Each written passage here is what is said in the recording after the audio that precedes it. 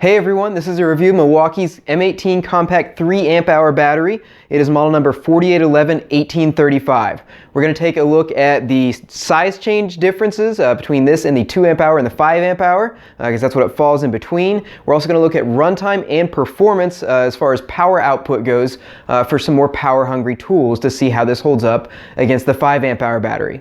So I'm going to be testing this in the 3-in-1 vacuum to get static suction, to get a quantitative measure of power the battery can output. I'm also going to test it in probably the most power hungry tool I have, the fuel brushless 7¼ inch saw.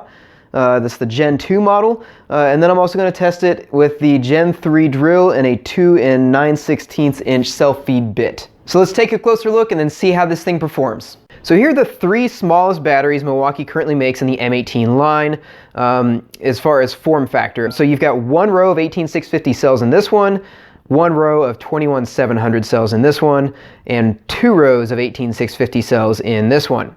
And the reason they never made a 3 amp hour in the compact form factor with these 18650 cells is it can't output enough power. Because generally as you go up in energy storage capacity, you drop in your overall power output capacity in amps. And with these new 21700 cells, those cells can support a higher current draw, so they can go to 1 row of these cells instead of having a XC form factor with 2 rows of cells. With these bigger cells, you do have roughly an 1/8 of an inch height increase over the 2 amp hour compact battery. It's a little bit over an 1/8 of an inch. You also have a length increase because they're bigger cells. It's roughly 5/8 of an inch longer than either of these 2 other batteries. That doesn't really play a factor into most tools. The one thing I did notice for something like the Surge, when you put that 3 amp hour battery in it, it sticks out past the front of the tool, so if you were trying to drive something right up against a flush surface with a short bit, you're just going to have to get a longer bit to use it with it. The other thing was it's roughly 1/4 of an inch wider than these other 2 batteries, and you can see it's rubbing here on the belt clip of the Surge. I didn't have this issue with any other M18 tool I have, even the ones that are older than the Surge. It didn't rub on any of the other belt clips, so I don't know what's up with this one. It just makes it a little bit harder to get in and out of the tool. It's not a big deal though. I haven't noticed any real problems from it. Now, as far as weight savings goes between these batteries, this one is the definite lightest at just under 15 ounces. This one is 1 pound 5 3/8 of an ounce, and this one is 1 pound 9 5/8 of an ounce. So you've got roughly 5 ounces in between each of these. It's not a huge difference when you're comparing one to the other. There's obviously a bigger difference between these 2 when you compare them side by side. For the static pressure test, I set up a bucket of water with a tube coming out of it and measured the distance I could lift that water when I sealed off the vacuum using each of these batteries. So the 2 amp hour was the lowest at 55 inches of water lift on high. The 3 amp hour and the 5 amp hour both had the same performance of 67.5 inches of water lift. So that's telling us this single row of 21700 cells is performing the same as a double row of 18650 cells as far as the vacuum's performance goes. As far as runtime goes with the vacuum, I just used it under normal circumstances, and the 3 amp hour battery lasted 7 minutes until I started to feel a power loss, and then 8 minutes until it was completely done.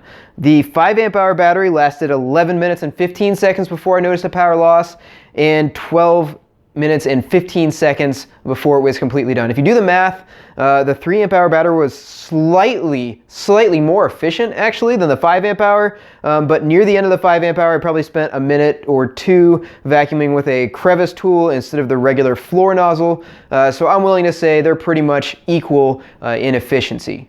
Now for absolute raw power, I tested using the Gen 2 7¼ inch circular saw and just ripping through pine.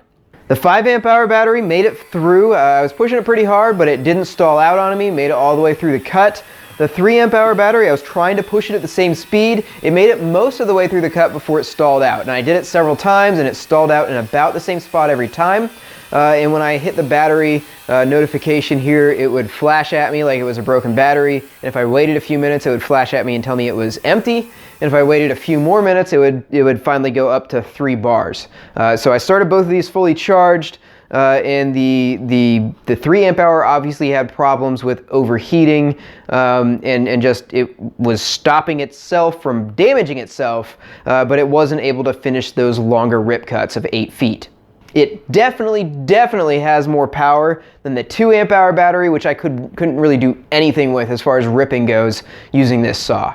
Next up was the Gen 3 fuel drill using all 3 batteries. The 5 amp hour and the 3 amp hour got through that 2x material no problem. They just blazed right through in speed 2, which is pretty impressive. The 2 amp hour battery barely got into the surface of the wood in speed 2 before it would just stall out. So there's an obvious very big difference between the performance that the 2 amp hour battery is providing, even with just drills, than the 3 amp hour is. The 3 amp hour is head and shoulders above that 2 amp hour, and it's performing on the level with the 5 amp hour XC batteries. So situations where this battery is really going to shine are using it with one-handed tools like drills, impacts, maybe an M18 hacksaw, where you're really going to notice the weight difference. You want more power, and you also want more runtime over the 2 amp hour battery, but you don't want the weight and bulk of a 5 amp hour battery or bigger. So overall, I think this is a great battery. It's a great upgrade if you're looking to shave some weight off. It's about 5 ounces less in weight than the 5 amp hour battery is, and it's shorter as well. It is a little bit longer and wider though. So price point is $99 for one, or $150 for a 2-pack. So if you're looking at buying some more of these, 2-pack's no brainer. Hopefully we'll see some promotions with a free battery included with, you know, a tool purchase or something like that in the future. So hopefully this review is helpful. Let me know if you have any questions in the comment section below. And once again, don't forget to subscribe.